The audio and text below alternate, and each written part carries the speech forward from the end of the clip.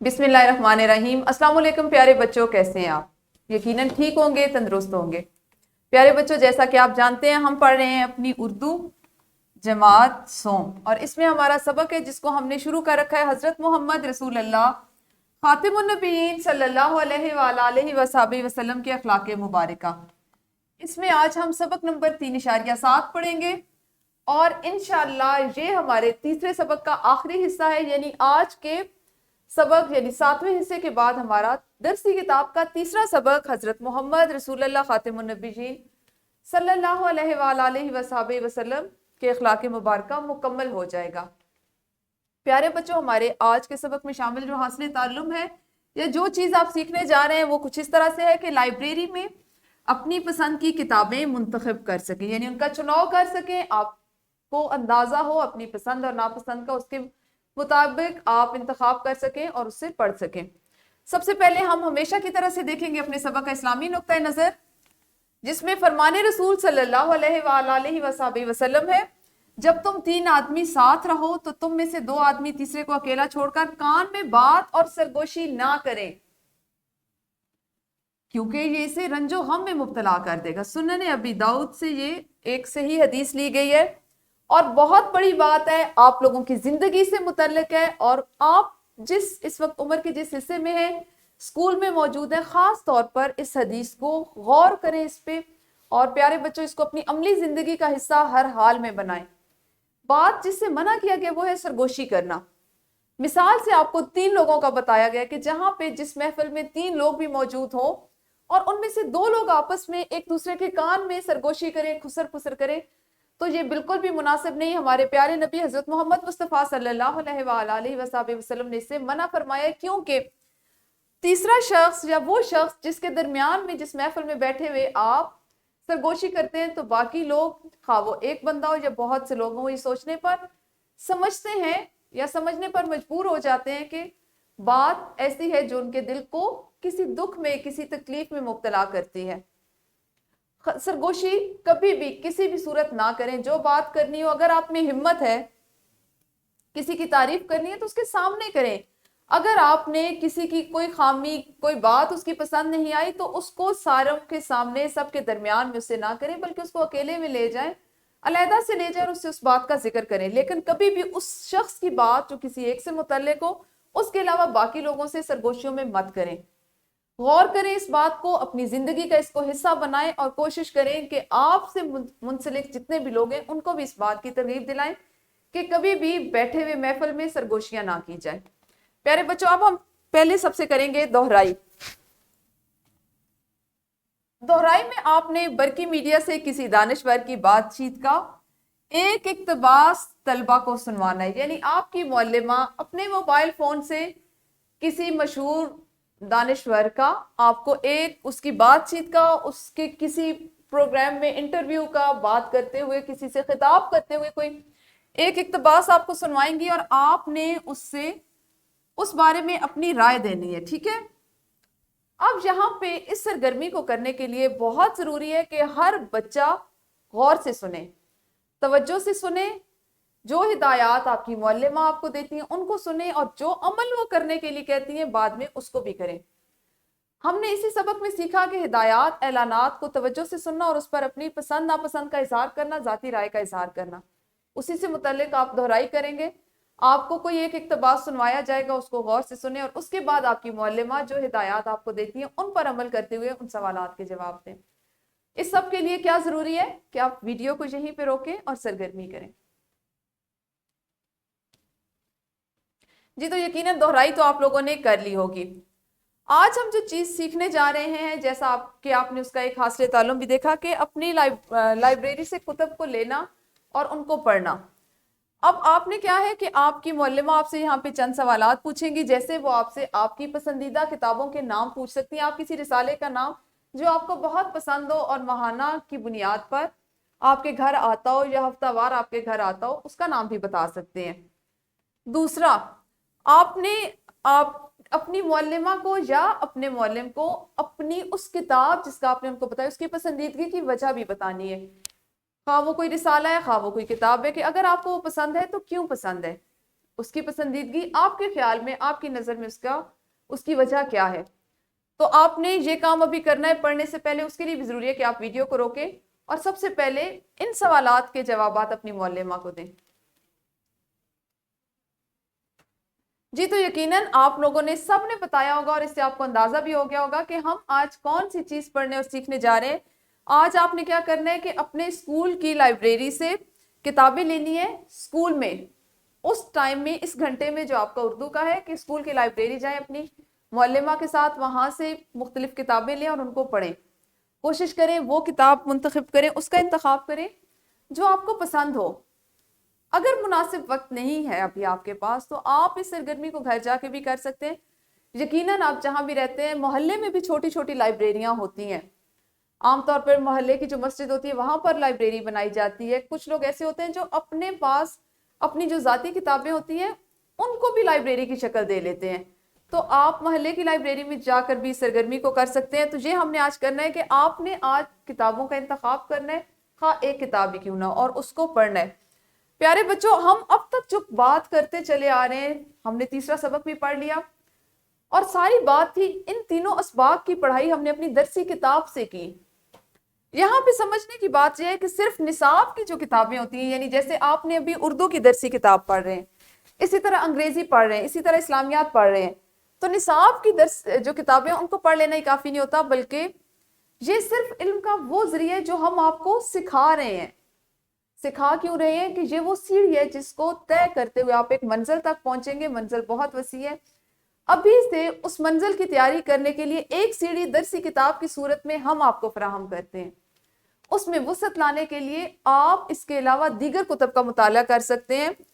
اس سے کیا ہوگا کہ آپ کو وقت میں، زمانے میں ہونے والی تبدیلیاں، ترقی، اس سے آپ آگاہ ہوں گے. ایک درسی کتاب آپ نے ایک سال میں ختم کرنی ہوتی ہے. اس میں آپ مختلف چیزیں سیکھتے ہیں، مختلف مہارتیں سیکھتے ہیں.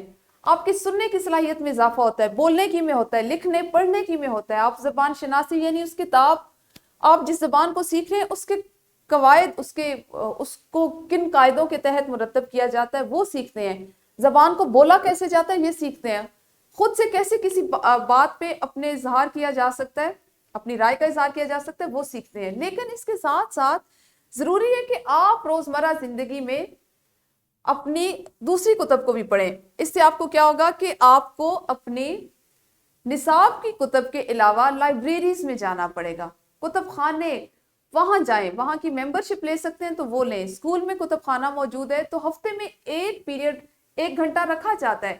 جب آپ اسکول کے کتب خانے میں جائیں، وہاں سے تلاش کریں کہ آپ کیا پڑھنا چاہ رہے ہیں اور وہاں سے ایک کتاب لیں. اس کو بڑے حفاظت سے، بڑے پیار سے لکھوائیں، اپنی معلمہ کو لیں، اس کا نمبر لکھوائیں اور گھر لے جا کے تسلی سے پورے 1 ہفتے کے دوران میں اس کتاب کو پڑھیں.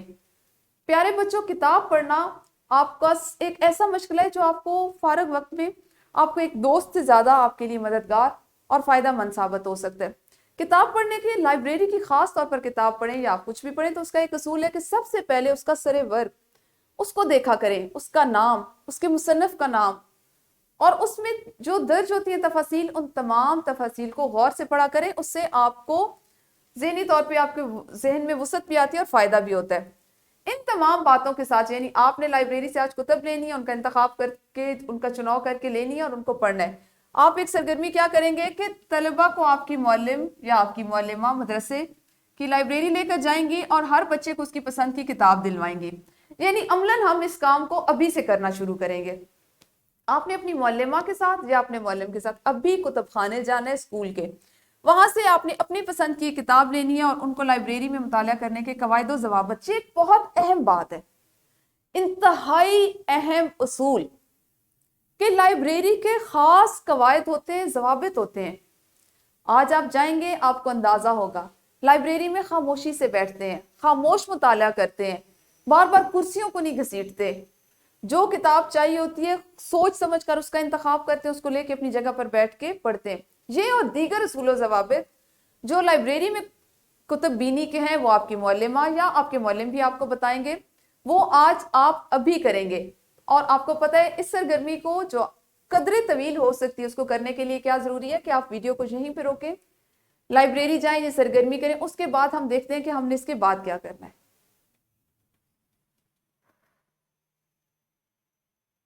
जी, तो यकीनन आप लोग गए होंगे सब लाइब्रेरी, हर किसी ने अपनी पसंद की एक इनफरादी किताब भी ली होगी। अब आप करेंगे एक ग्रोही सरगर्मी जो इस तरह से है कि आपने 4-4 या 5-5 का एक ग्रोह बनाना है। आपकी मौलमा आपको ग्रोहों में तकसीम कर देंगी और अब आपने वहां से अपनी पसंदीदा किताबों पर बात करनी है। सरगर्मी कुछ इस तरह से आप इसको सरअंजाम देंगे कि यकीनन आपने अभी जब कुतुब खाने गए, आपने वहां जाके मुताला किया तो हर बच्चे ने अपनी अपनी किताब ली होगी। अब जब आप 4 या 5 बच्चे मिलके ग्रुप बनाएंगे तो हर बच्चे ने अपनी किताब पे तबसरा करना है। एक बच्चा बताए कि उसने कौन सी किताब ली, उसका उन्वान क्या था, उसके मुसन्निफ क्या थे, उस किताब का मौजू क्या था, उसने क्यों उसका इंतखाब किया, उसमें कौन कौन सी मालूमात दर्ज थी। फिर दूसरे की सुने, तीसरे की, चौथे की। इससे क्या फायदा होगा? एक वक्त में आपको ग्रोह में बात करते हुए, एक दूसरे की राय जानते हुए 5 किताबों के बारे में आपके पास मालूमात जमा हो जाएंगी। हो सकता है अगले हफ्ते जब आप दोबारा से कुतुब खाने जाएं तो आपको आपके ग्रोह में पड़े हुए किसी और बच्चे की वो किताब अच्छी लगी हो जिसको आप जाके आपको उसका चुनाव करने में, उसका इंतखाब करने में आसानी रहेगी। ये एक बहुत दिलचस्प सरगर्मी है और मैं चाहती हूँ कि आप इसको उतने ही शौक से करें, लेकिन उसके लिए जरूरी है कि आप वीडियो को यहीं पे रोकें और फिर इस सरगर्मी को करें। जी, यकीनन ग्रोही सरगर्मी तो अब आप लोगों ने कर ली होगी। आप जानते हैं हम अपने तीसरे सबक को आज मुकम्मल कर रहे हैं, आज उसका आखिरी हिस्सा है और उसमें आप करने वाले हैं एक अमली मंसूबा।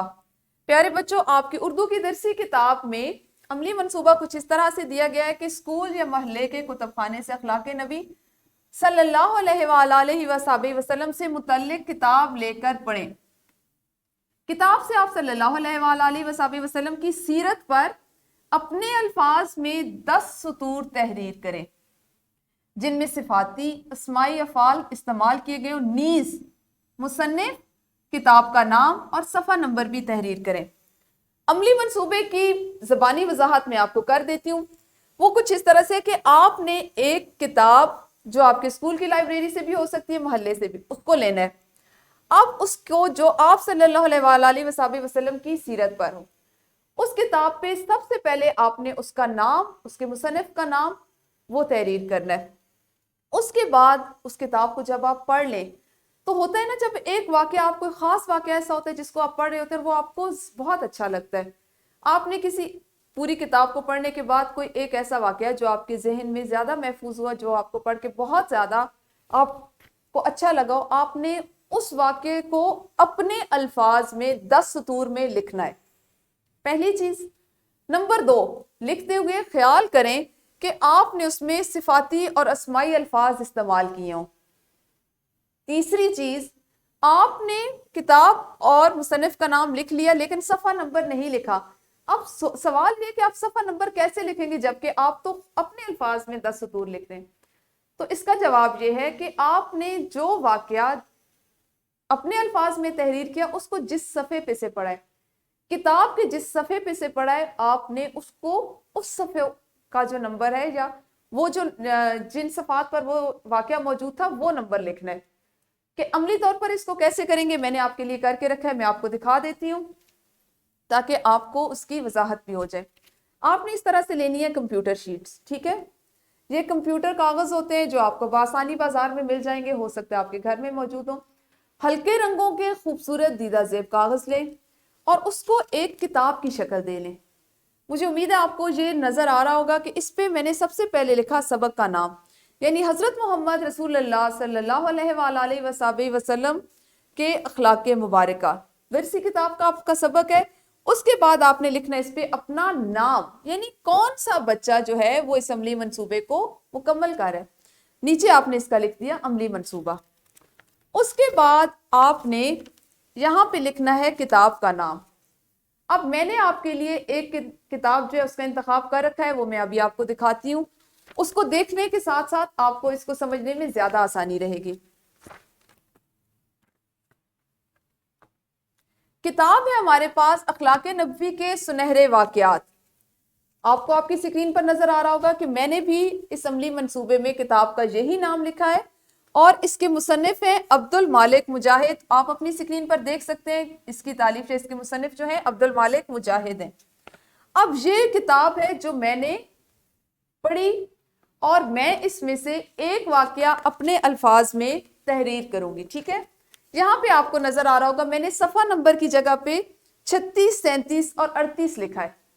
یہ وہ صفات ہیں جن پہ سے جو میں نے کتاب کو پڑھا, اور ان صفات پر مشتمل جو ایک واقعہ تھا جو یہاں پر دیا گیا تھا, میں نے اس کو اپنے لکھنے کے لیے منتخب کیا.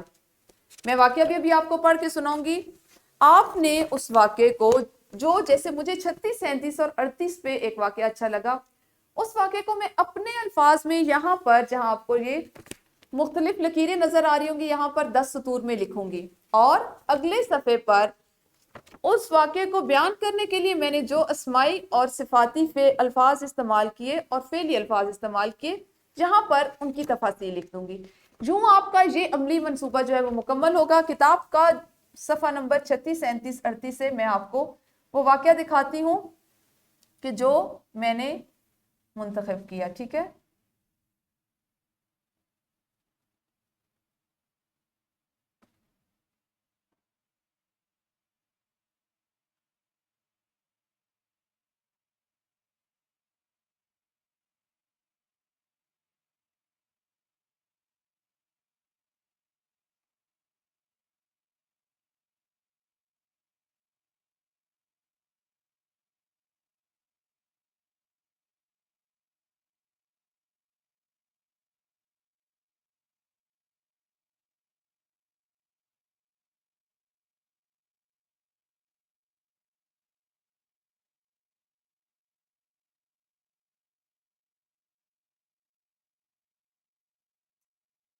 جی تو یہ ہے ہمارے پاس صفحہ نمبر 36.